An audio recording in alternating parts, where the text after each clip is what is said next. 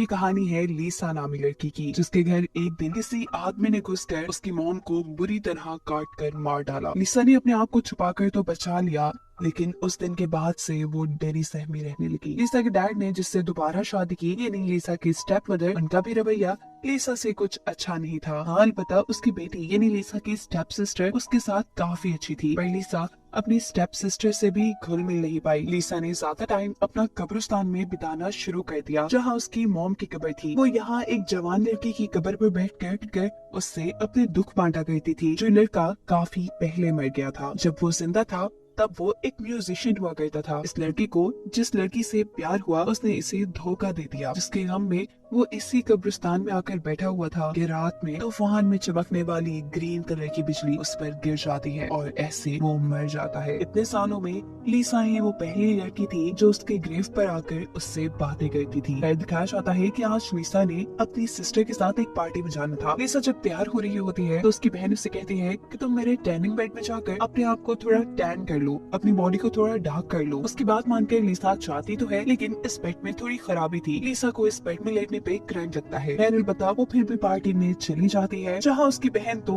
अपने फ्रेंड्स के साथ बिजी हो गई थी और लीसा यहाँ बेचारी अकेली। यहाँ एक लड़का शरारत में उसके जूस में कुछ मिला देता है और फिर उसके साथ बदतमीजी करने की कोशिश करता है। तब लीसा उसे बचकर वहाँ से भाग आती है। अपने साथ होने वाले इस वाक़ये से वो बहुत ज्यादा दुखी थी। वो इस लड़के की कब्र पर बैठी हुई दुख में कहती है कि काश तुम मेरे पास होते। ये कहकर लीसा अपने घर आ चुकी थी और पीछे दिखाया जाता है कि आसमान में आज दोबारा से ग्रीन बादल छाए हुए हैं। वो अब घर आती है। उसे अभी भी इतना गुस्सा आया हुआ था कि उसने अपने घर का एक मिरर तक तोड़ दिया था और उसके ऐसा करते साथ ही हम आसमान से ग्रीन बिजली को कब्रिस्तान में गिरते हुए देखते हैं। ये बिजली उसी लड़के की कब्र पे गिरी थी जिससे लीसा बातें किया करती थी और अब वो लड़का जिंदा हो चुका था, जिसकी खबर अभी किसी को नहीं है। दिखाया जाता है कि लीसा के उठने पर उसके स्टेप मॉम ने उसे बहुत डांटा है, क्योंकि रात में उसने घर का शीशा तोड़ा है। वो उसे इस शीशे के पैसे मांगती है। हालांकि लीसा तो कोई जॉब भी नहीं करती, उसके डैड भी उसका कोई साथ नहीं देते और ऐसे लीसा को नुकसान भरने के लिए एक पार्ट टाइम जॉब करनी पड़ती है। जब वो घर आई तो उसने देखा कि सब लोग खाना खा चुके थे और वो लोग मूवी देखने जा रहे थे। लीसा की बहन उसे भी साथ चलने को कहती है, लेकिन लीसा थके होने की वजह से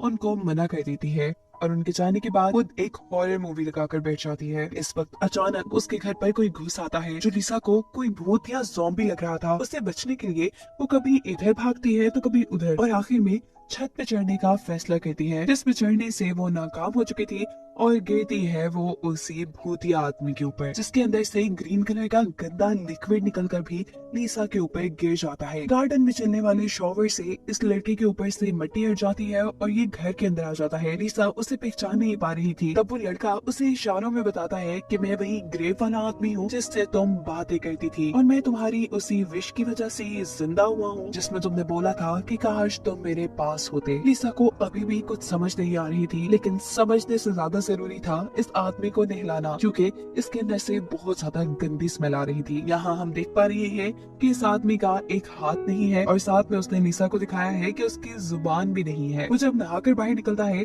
तो लीसा देखती है कि उसका एक कान भी नहीं है। वो आदमी लीसा को समझाता है कि मुझे तुम्हारी मदद की जरूरत है अपने बाकी सारे बॉडी पार्ट्स ढूंढने के लिए। इससे पहले ये लोग आगे कुछ बात कहते लीसा की फैमिली घर वापस आ जाती है, लेकिन घर की हालत तो बहुत ज्यादा बुरी हुई हुई थी। इस ज़ॉम्बी से बचने के लिए चीजें कुछ इधर उधर पड़ी थी तो कुछ टूट चुकी थी और लीसा की स्टेप मदर का मानना था कि ये सब लीसा ने जानबूझ के किया है। वो अपने हस्बैंड से यानी लीसा के डैड से कहती है कि तुम्हारी बेटी पागल हो चुकी है और अब हम इसे पागल खाने छोड़ाएं। लीसा उन्हें बहुत बताने की कोशिश करती है कि ये सब उसके नेचर की वजह से हुआ जो उनके घर में घुस आया था, पर उसकी कोई बात नहीं सुनी जाती और ये सारी बातें वो क्रिएचर भी कमरे में सुन रहा था।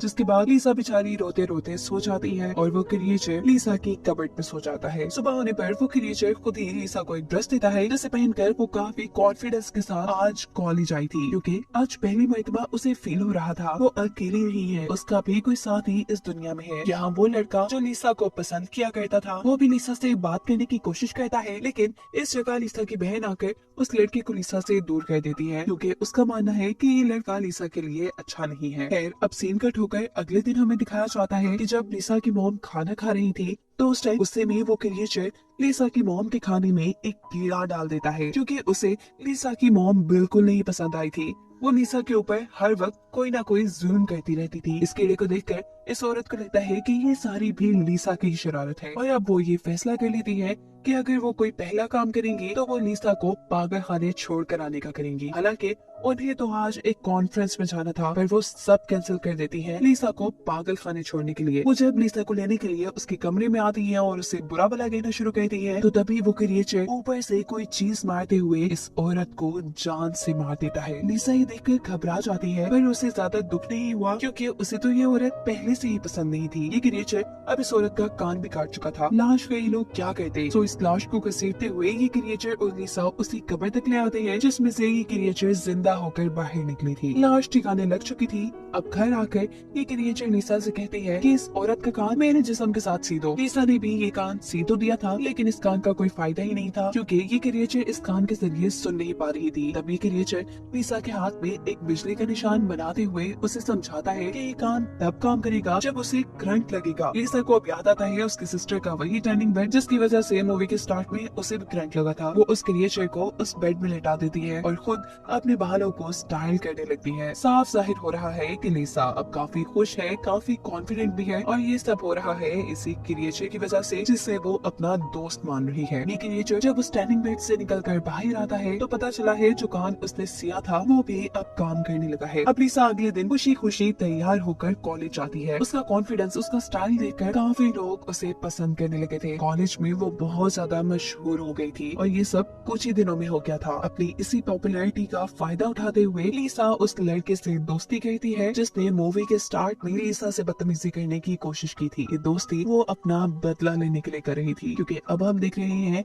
कि लीसा इस लड़के को उस कब्रिस्तान में ला चुकी है जहाँ पर पहले से ही वो क्रिएचर मौजूद है। ये क्रिएचर बड़ी ही बेदर्दी से इस लड़के का हाथ पकड़कर काट लेता है। उसने ऐसा इसलिए किया क्योंकि उसके अपने पास एक हाथ नहीं था। उसका हाथ लेने के बाद वो लड़का मर जाता है। ये लोग उसे इसी कब्रिस्तान में दफना कर घर वापस आते हैं। पहले की तरह ही लीसा इस हाथ को इस क्रिएचर के बाजू के साथ सी देती है, जिसके बाद क्रिएचर करंट लेने के लिए टर्निंग बेड में लेटती है और उसका ये हाथ भी किसी आम इंसान के हाथ की तरह काम करने लग जाता है। हाथ ठीक हो जाने के बाद ये लड़का लीसा के लिए पियानो बजाता है क्योंकि ये बात तो हम जानते ही हैं कि वो पिछली जिंदगी में एक म्यूजिशियन था। लीसा इस सब से बहुत ज्यादा खुश थी। आहिस्ता आहिस्ता ये लोग अच्छे दोस्त भी बन चुके थे और काफी करीब भी आ चुके थे। लीसा इस चीज से बहुत खुश थी, जबकि दूसरी तरफ उसके घर वाले बहुत ज्यादा परेशान थे क्योंकि उसकी मॉम का काफी दिन से कुछ पता नहीं था। पहले तो उसके डैड और उसकी बहन को लगता था कि उसकी मॉम एक कॉन्फ्रेंस में गई है, लेकिन जब काफी दिन वो वहाँ से नहीं लौटी और इन लोगों ने पता करवाया तो मालूम हुआ कि वो तो उस कॉन्फ्रेंस में गए ही नहीं। लीसा के डैड अब इस सारी बात की खबर पुलिस को कर चुके थे और इस चीज ने लीसा को भी परेशान कर दिया था। उस लड़के से कहती है कि हमने 2 मर्डर किए हैं, तुम तो एक क्रिएचर हो, तुम्हें कौन पकड़ेगा और मुझे पुलिस छोड़ेगी नहीं। आज नहीं तो कल मुझे पुलिस पकड़ लेगी और कुछ दिनों बाद शायद मुझे फांसी भी हो जाए। वो लड़की से कहती है पर मैं मरने से पहले अपनी एक तो ख्वाहिश पूरी करना चाहती हूँ, जिसमें से एक थी कि मैं अपना एक दिन अपने फ्रेंड के साथ गुजारना चाहती हूँ। यही सोचते हुए वो अपने कॉलेज आती है तो वहाँ जाकर उसे पता चला है कि उसका फ्रेंड आज आया ही नहीं। साथ ही उसके दूसरे क्लास वालों के भी मरने की खबर यहाँ फैल चुकी है, यानी उसी लड़के के मरने की खबर जिसे लीसा और उस क्रिएचर ने मारा था, जिसकी इन्वेस्टिगेशन करने के लिए पुलिस भी कॉलेज आई थी। काफी सारे लोगों को शक लीसा पे था क्योंकि आखिरी पार्टी में इस लड़के ने लीसा की ड्रिंक में कुछ मिलाया भी था और उसके साथ बदतमीजी करने की भी कोशिश की थी। इसीलिए काफी लोगों को शक था कि उसके मरने के पीछे लीसा का ही हाथ होगा, लेकिन पुलिस को इन्वेस्टिगेशन करने पर कोई सुराग नहीं मिलता और ऐसे लीसा बच जाती है। दूसरी तरफ दिखाया जा रहा है कि वो क्रिएचर भी अब घर से बाहर निकल गई है। एक आदमी को डरा डरू कर उसने उसके कपड़े ले लिए हैं और दूसरे आदमी को डरा कर वो उसकी कार ले चुका था। वो दुनिया की अब खुली हवाओं का मजा लेना चाहता था। वो ऐसी ही सड़कों पे घूम रहा था कि उसी सड़क पर ही लीसा मिल जाती है जो अपने फ्रेंड के घर जाना चाह रही थी। एक क्रिएचर लीसा को अपनी कार में बिठाकर उसके फ्रेंड के घर ले आता है। यहाँ आने पर उसे पता चला था कि उसकी बहन भी उसके फ्रेंड के घर पे ही थी, जो देख लीसा को काफी गुस्सा आ जाता है और लीसा का बदला लेने के लिए अब ये क्रिएचर लीसा के दोस्त के ऊपर ही हमला कर देता है। वो उसके जिस्म के हिस्सों को काटते हुए उसे मार चुका था और अब वो लीसा की बहन पे भी हमला करने वाला था, लेकिन लीसा उसे रोक देती है। जिसके बाद ये क्रिएचर अपनी कार लेकर यहाँ से चला गया और लीसा अपनी बहन को लेकर अपने फ्रेंड के घर से निकल आई। उस क्रिएचर का पीछा करते करते लीसा भी अब कब्रिस्तान में आ चुकी थी। जहाँ आते ही मौका पाकर लीसा की बहन उससे बचकर भाग जाती है और इस वक्त पर लिसा को ख्याल आता है कि वो क्रिएचर उसे बुरी तरह फंसा चुका है। उसने 3 मर्डर कर दिए हैं जिसका इल्जाम लिसा पर ही जाएगा और इस गुस्से में वो इस क्रिएचर को ही खत्म करने का सोचती है।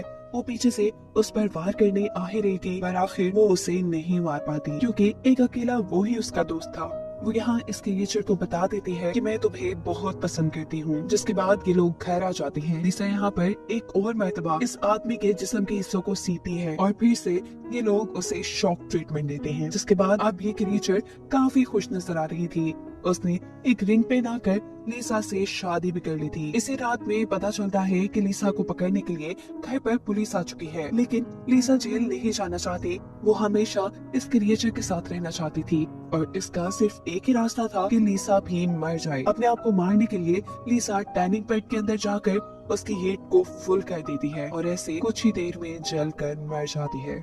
कहानी के आखिरी सीन में दिखाया जाता है कि लिसा के डैड और उसकी सिस्टर उसकी ग्रेव पर प्रे करने आए हुए थे। जहाँ लिसा की सिस्टर नोटिस करती है कि उसकी ग्रेव पे लिखा है बिलव्ड वाइफ। वो लोग तो यहीं से चले जाते हैं और यही हमें वो क्रिएचर एक बेंच पे दिखाई जाती है जो कि एक किताब पढ़ रही थी, पर शुरू में तो उसके पास जुबान नहीं थी और लिसा ने तो किसी की भी जुबान उसके साथ जोड़ी नहीं थी। इसका मतलब है कि खुद ही इस क्रिएचर ने किसी को मारकर उसकी जुबान ले ली थी, जिसके बाद अब वो एक पूरा इंसान बन गया था। दिखाया जाता है कि गोद में उसने लिसा को लिटाया हुआ है, यानी उसने लिसा को भी जिंदा करवा लिया था और ये दोनों अब ये लाइफ एक साथ गुजारने वाले थे। और यही सब दिखाते हुए ये कहानी यहाँ खत्म हो जाती है।